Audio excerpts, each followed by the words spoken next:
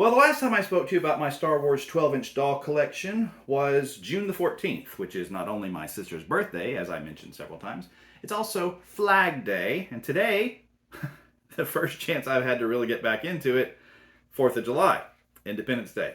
No telling when I'll actually get it edited and posted, but this is how I'm spending my 4th of July. The morning, anyway. So, we talked about Luke. We talked about Darth Vader.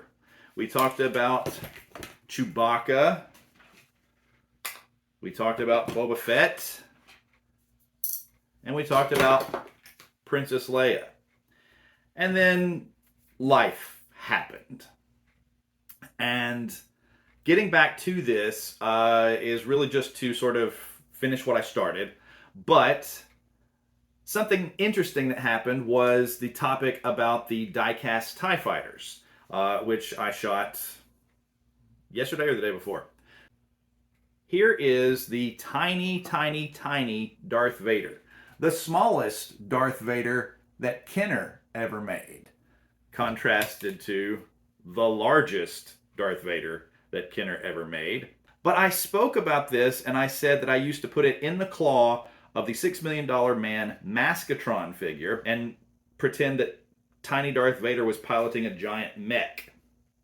Also, the little Jawa, not this one, more on him later, would sometimes climb inside the back hatch and drive him as a slightly smaller mech. But Maskatron kept being played with the Star Wars toys without his clothes on. It was this silver robot with purple gym shorts and, exposed circuitry and everything. He kind of worked. He had the claw arm, he had the suction cup arm, or you could put the human arms on him, the human forearms on him. And he had one of three masks he could wear, which was Steve Austin, the Maskatron character, which I think was played by John Saxon, and then Oscar Goldman. I actually have a specific memory about the Maskatron face, the John Saxon face, because he had a very, very pointy nose. And I remember in my parents' living room, in the plush carpet, accidentally kneeling with my full weight on that Maskatron mask, and it was a very rigid plastic.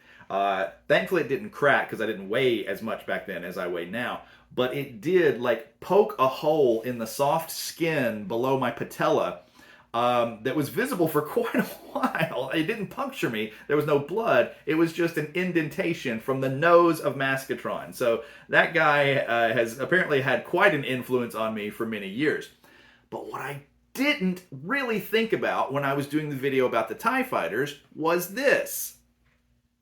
Already here in this house in Mississippi were Maskatron's clothes. Now the last time he wore these got to be 20 years ago.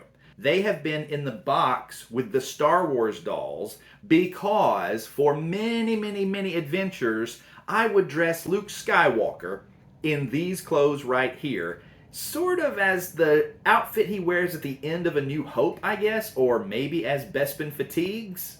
So yeah, Maskatron himself's current location, quasi-known, but his clothes, accounted for.